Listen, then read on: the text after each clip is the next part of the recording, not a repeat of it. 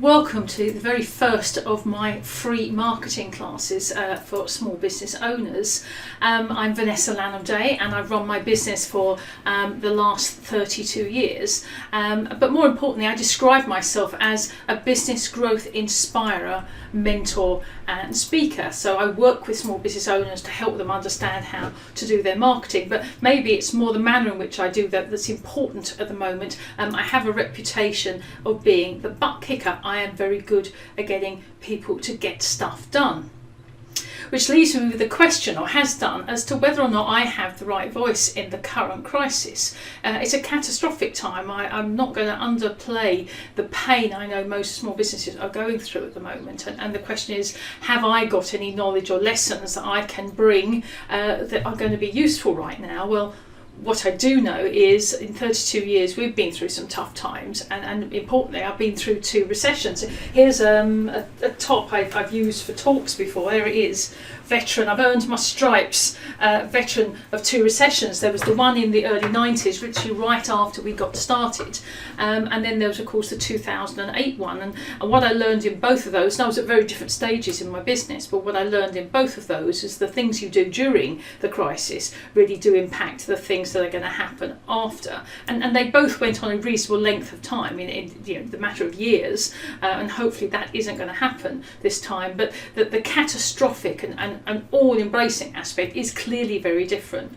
And there's been a lot of talk about cash flows and furloughs and all those sorts of things. And my question was, have I got the right voice? Do I have the right to come out with my "come on, you can do it" kind of message? So I was reluctant to begin with to say very much, but actually I've made the decision that that we are where we are. We can't change that, but we can change perhaps what's going to happen after. And seeing some of the messages I'm getting from different businesses, that impact me, people I buy from or have thought to buy from in the past, and how they're dealing with it. It's really clear there's a different way of doing this, that people are choosing different ways, and I suspect some will be more successful than others. The other side of my t-shirt may perhaps better describe how we're all feeling at the moment. I'm sure you, like me, have heard many times people saying, "Oh, how wonderful running your own business, that must be amazing." Well, my guess is it doesn't feel very amazing right now, does it?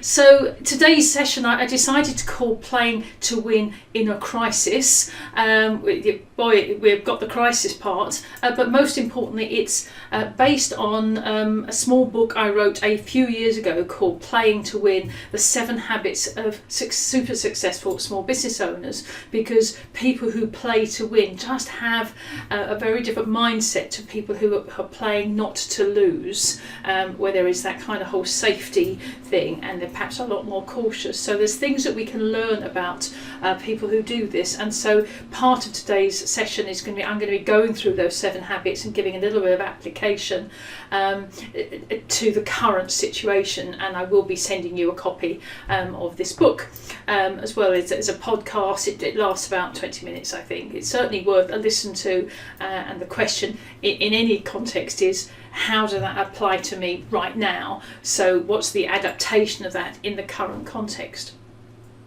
So let's talk a bit about attitude in general then. Having a positive attitude isn't about blind optimism. It would be crazy in the current situation to somehow go, "It's all going to be fine, come on, we're all in this together." That's not going to fix stuff. We have to be considered, thoughtful, careful about the decisions that we make. But there certainly is the right kind of attitude that you can take, and looking for the most positive outcomes. And be absolutely clear here, I am not minimising the potentially catastrophic impact on many businesses. To be honest, do I want to be a cruise operator right now? I know the hotel and leisure industry are hugely impacted. People probably have different priorities, but there are still things that they can be doing. People like Zoom, how interesting that they currently have a market capitalization greater than the combined American airline businesses. They are an online business. They are doing really well right now. And so somewhere in between those 2 extremes is a place for all of us. And the question is, can we minimise the catastrophic impact on us? What are the things we can do? We all know that it's a fact you get what you focus on. When you say to yourself, I mustn't trip over into that puddle, you are much more likely to trip over into that puddle versus saying, I'm going to successfully walk around it, where you are much more likely to get that outcome. You get what you focus on. You are driven to where your thoughts take you. So if you're going to spend your time thinking about how badly wrong it's all going to be, how really difficult it is, that it's impossible, that it's all going to end, you won't have a business left, then you are much more likely to get those outcomes. So being more disciplined about your thinking and the things that you're viewing. I'm taking a very considered view about my social media intake and my news intake. A lot of social media is deeply negative. Bless my sister dearly, I love her to bits, but she's not the person I necessarily rush to where I want to be buoyed up with positivity, because she has a tendency to see the dark side of things and how it's all going to go wrong.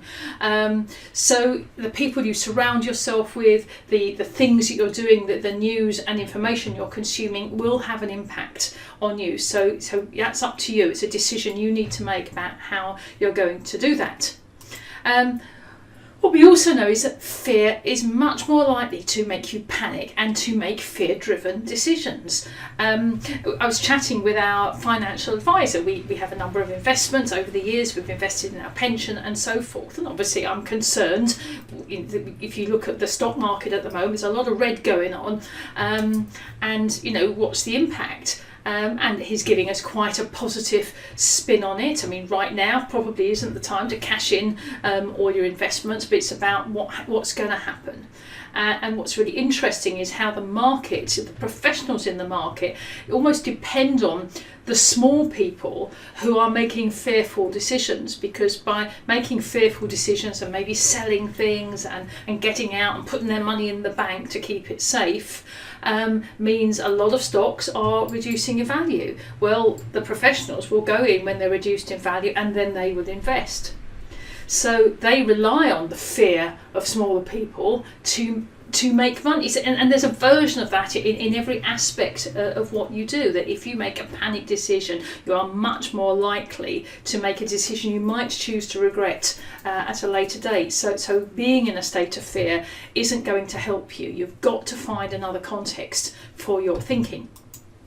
So it's about controlling the things you can control and not what is beyond your control. I can make a decision not to go out. My husband's making a decision not to go out very much. I'm choosing not to go out at all because I've had a few health issues in the last year. So we've made the decision that he is going to be the one who goes and does the shopping and so forth. We've got a way in which things are going to come into the house. We've got a cleaning regime. He went out the other day and jumped straight in the shower afterwards. We've got wipes and so forth in the car. We can control all of that.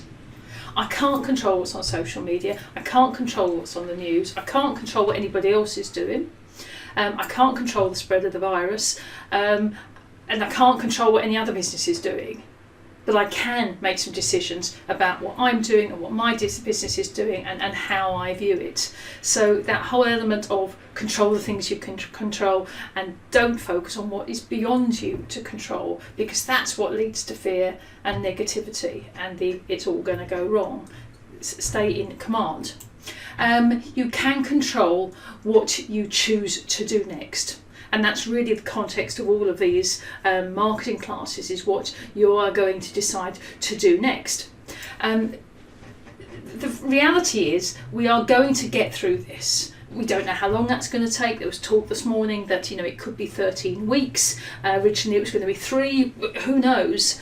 But there is another side. Whenever it's going to be, there is another side of this, and we will get through it. And of course, the longer it goes on, I get that that's going to get harder, but there is going to be another side. There will be a time we will look back on this.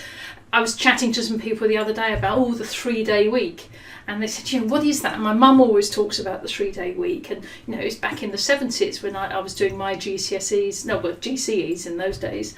I was having to do my homework by candlelight because of about 9 hours of power cuts on most days. At the time, it didn't ever feel like it was going to end, but now we look back on it as something we went through. It was sort of made men of us, and all the rest of it. There will come a time when we'll look back on this and remember how it was, and I suspect we'll be changed for that.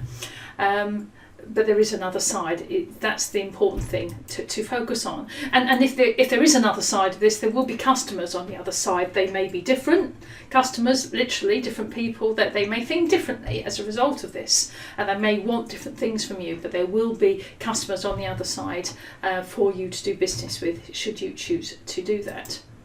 And I think this is really important, this notion that in any given sector, I mean, in the cruise industry, someone will succeed, someone will come back, because they'll choose to do things slightly differently to the others. They're all impacted in the same terrible way right now. All the hotels are empty right now. They've all had weddings postponed.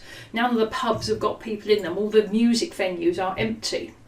But the way they choose to operate now, the things they do now, will make the decisions on how they are in the future. So it is a level playing field, that you are all impacted the same, but your decision is, do you want your customers to be spending money with you afterwards, or do you want them spending with your competition? Because if you don't do something positive, there's a very good chance your competitors will, and that's where your customers are going to go.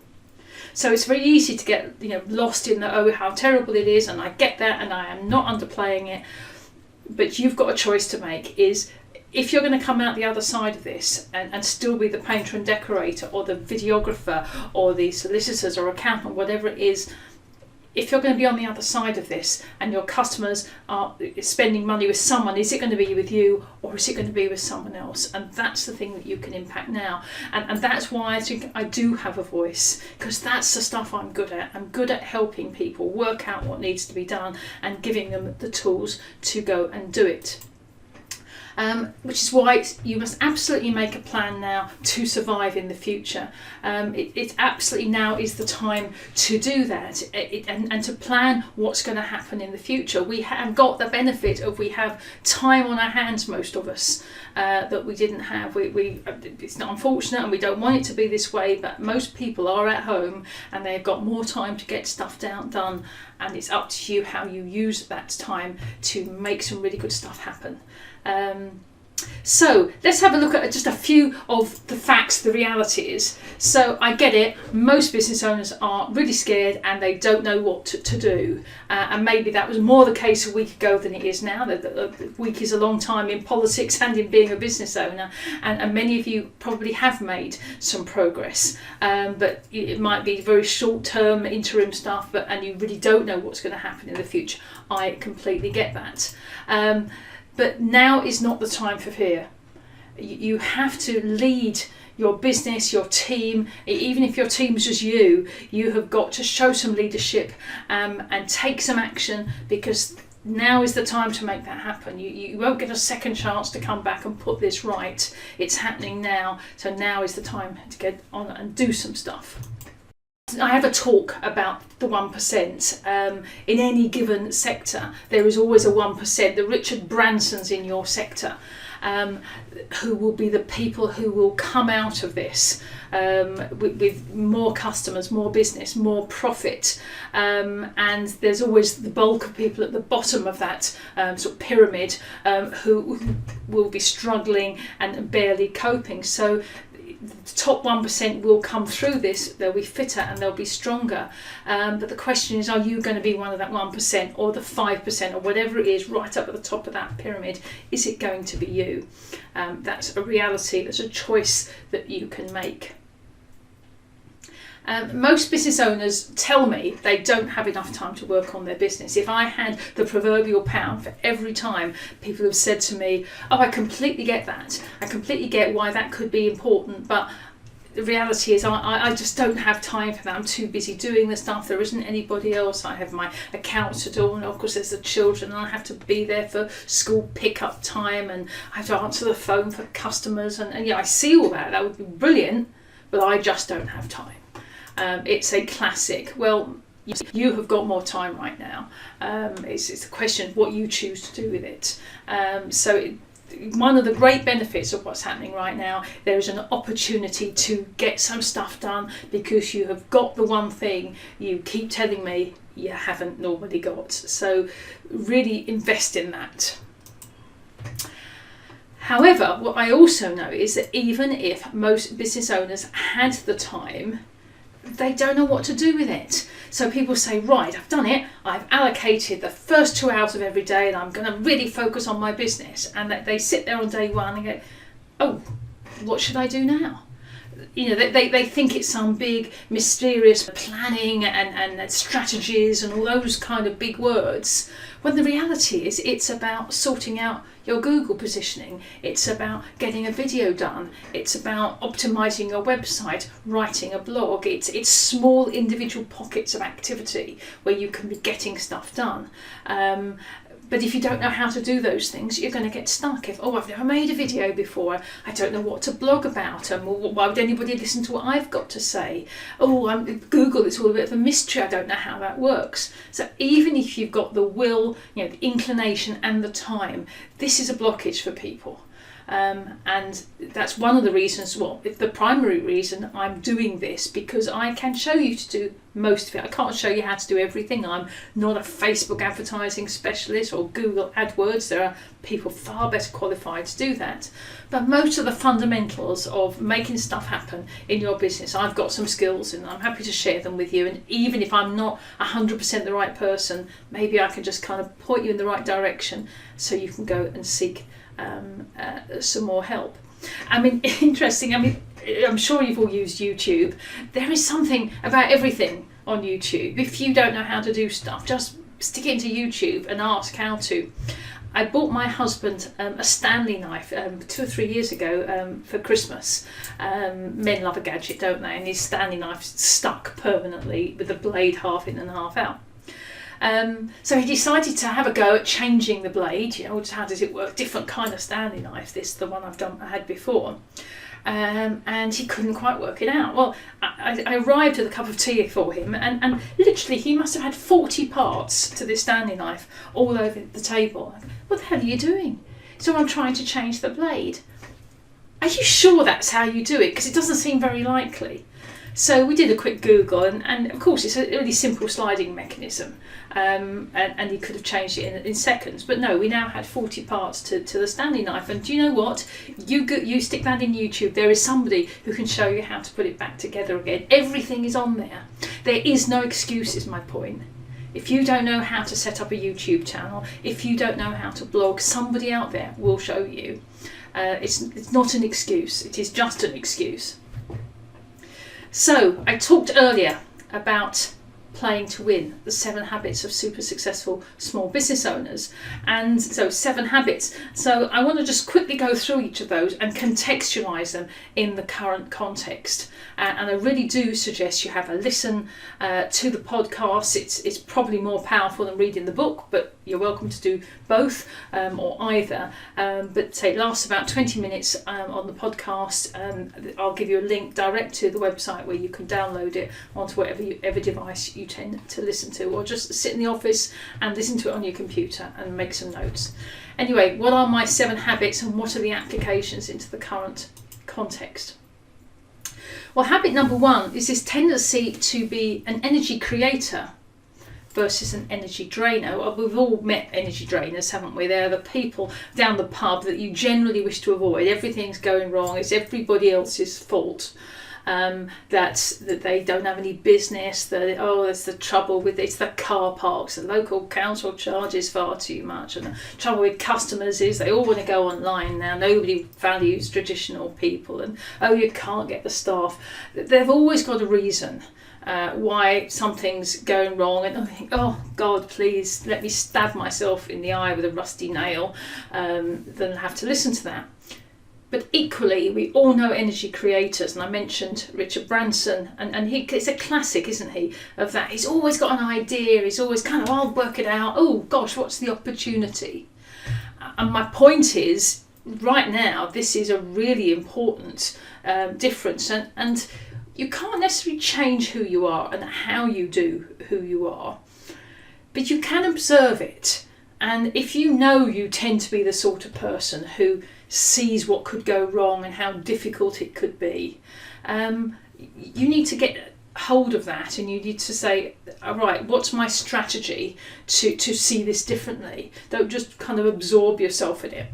So right now, what are we seeing here? So, and I've had 2 or 3 people say to me, my customers won't have any money to spend at the end of this. It's all going to be dreadful. No one's going to want to have any money. No one's got a job. And, well, my point is, you don't know that. The government schemes are amazing. 80% of people's salaries being paid and so forth. People have got savings. Not everyone's impacted the same.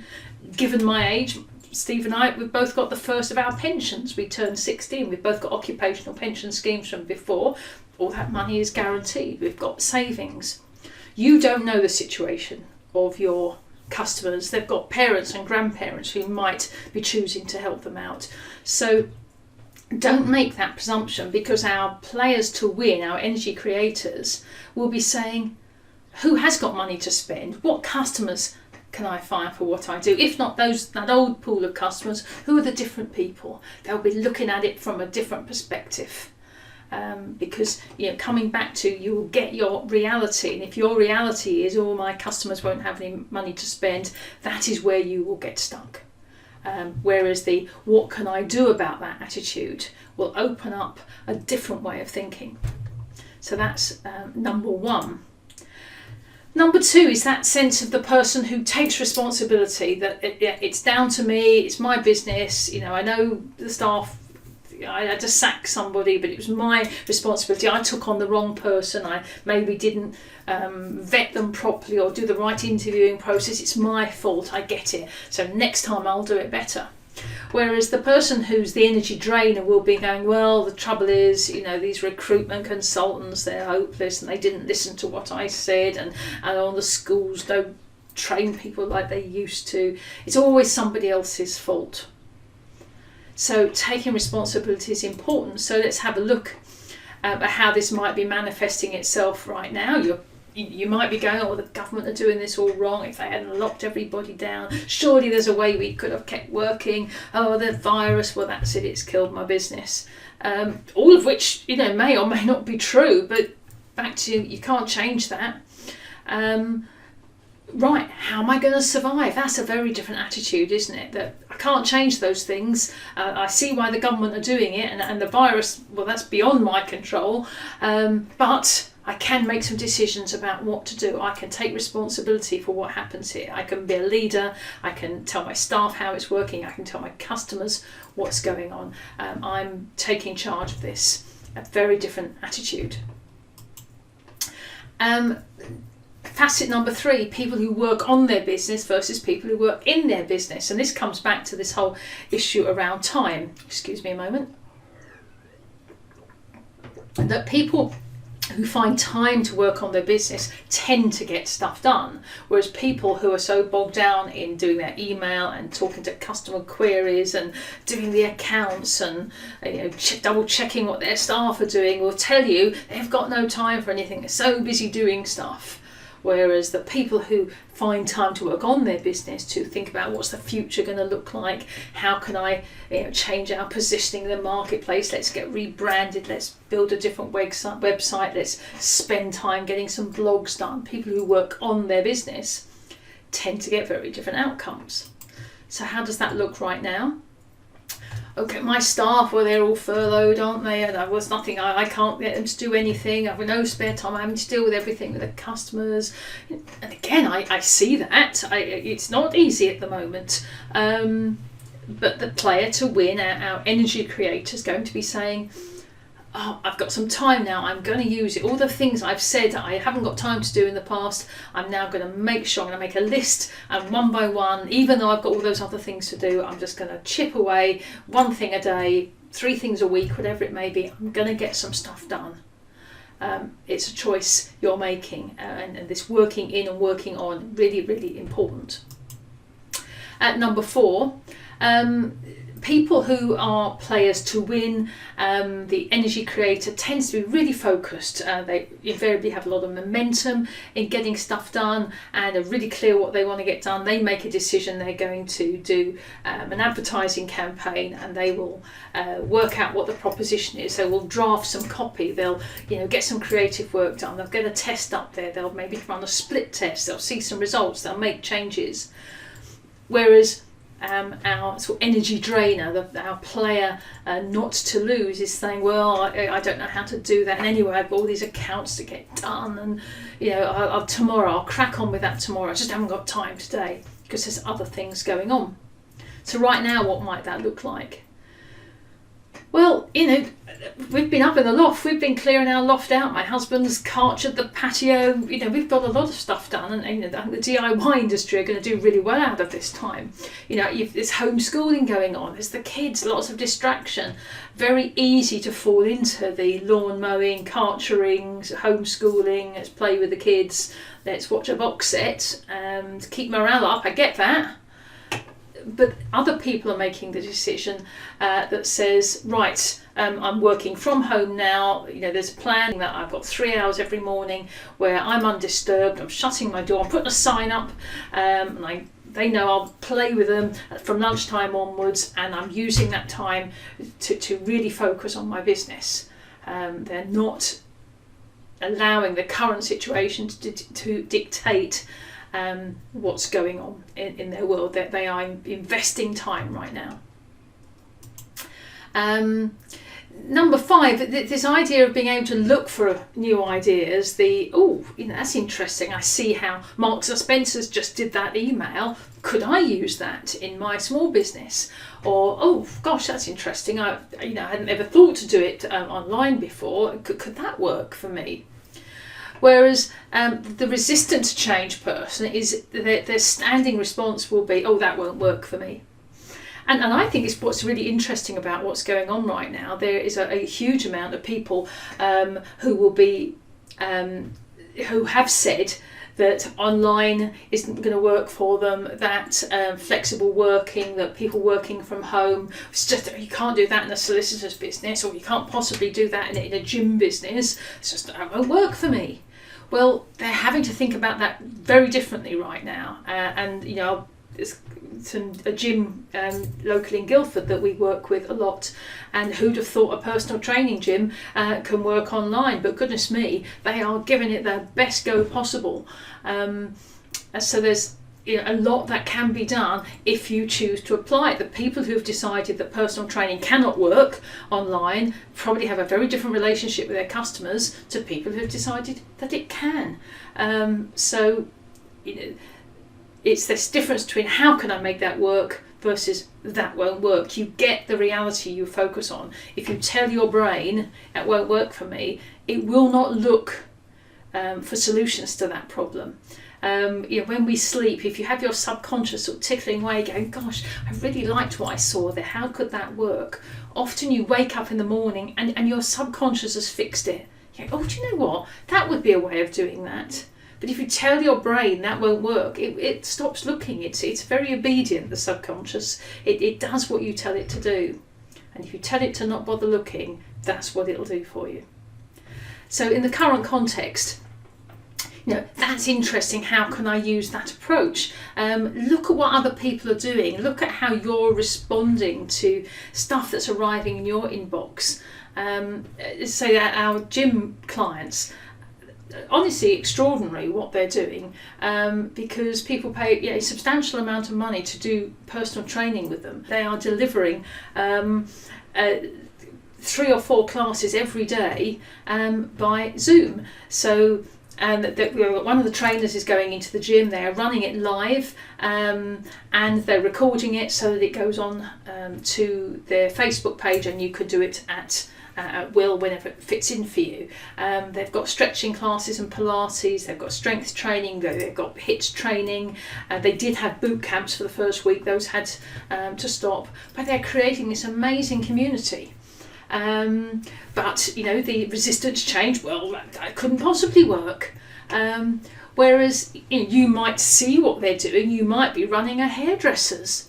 And we were already saying that this morning. My husband said, do you realise if this goes on for much longer, there's the horrible prospect that you might have to cut my hair. And he said, but you know what, there's an even more horrible prospect. I said, I'll just stop you there. I'll learn how to make my hair work longer.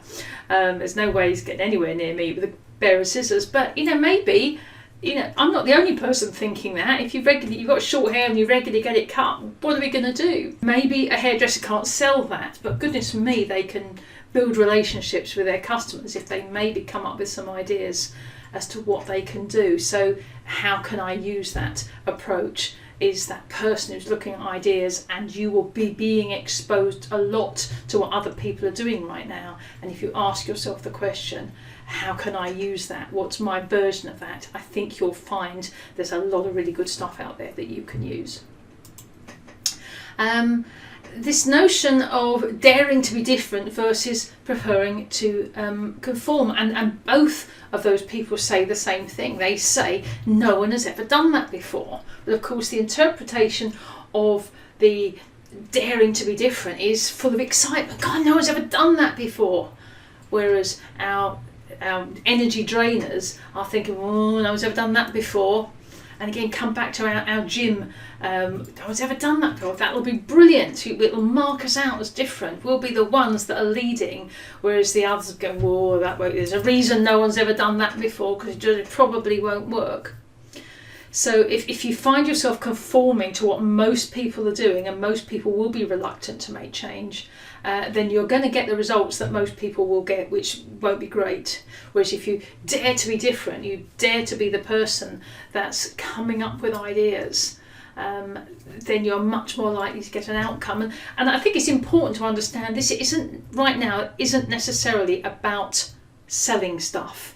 I get it could well be difficult to sell hairdressing via Zoom, but it's a great time to build relationships with customers, a great time for loyalty and community that people will remember, and they'll say, I will become even more loyal to those people moving forward. Those people couldn't be bothered to talk to me, whereas those people, wow, they really went the extra mile. So it's about both of those things. So there are selling opportunities, but there's also relationship opportunities, keeping your customers. So in the current context, back to my hairdressing thing, no one's ever done that before, that won't ever work. Well, if you're a hairdresser right now and you've got no customers walking through the door, inevitably, certainly not a necessary occupation, then the no one's ever done that before isn't going to be a particularly helpful way of thinking. Whereas to say, look at me, who'd have thought I'm doing this now for the first time. I've made it work, I'm getting a great response from my customers.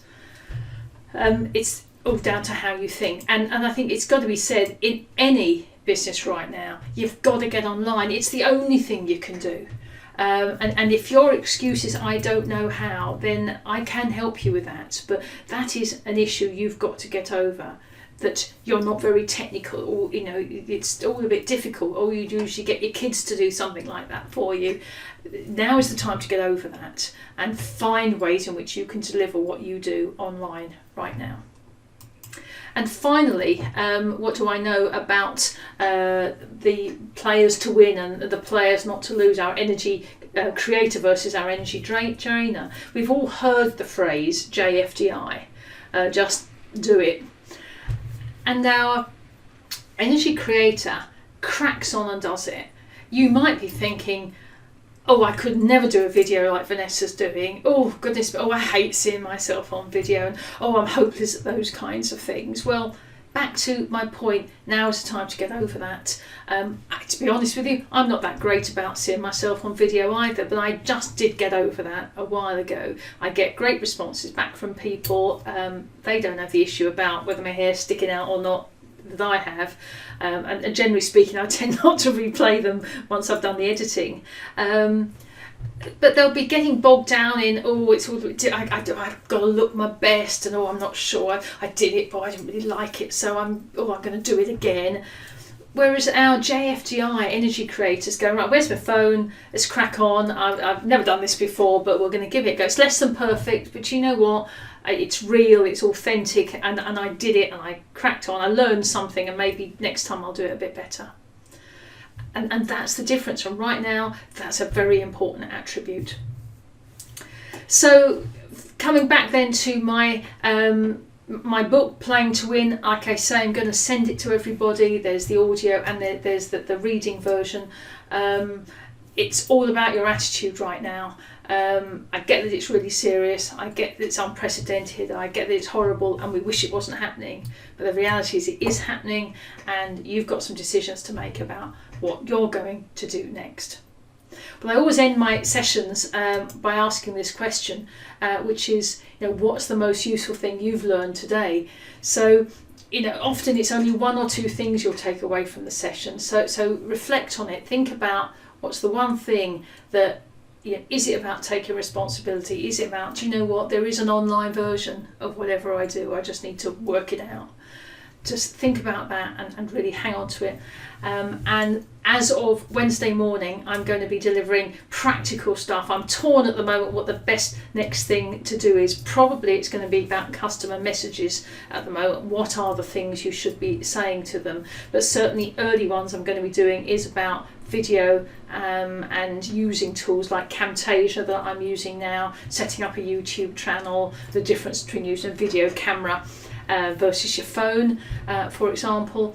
CRM systems. I know most small business owners are fiddling around in Outlook or Gmail, and they don't have a proper set of customer data, and that is really something you need to fix. So those in the next 2 weeks we're going to be covering that lot. I just haven't worked out yet in which order.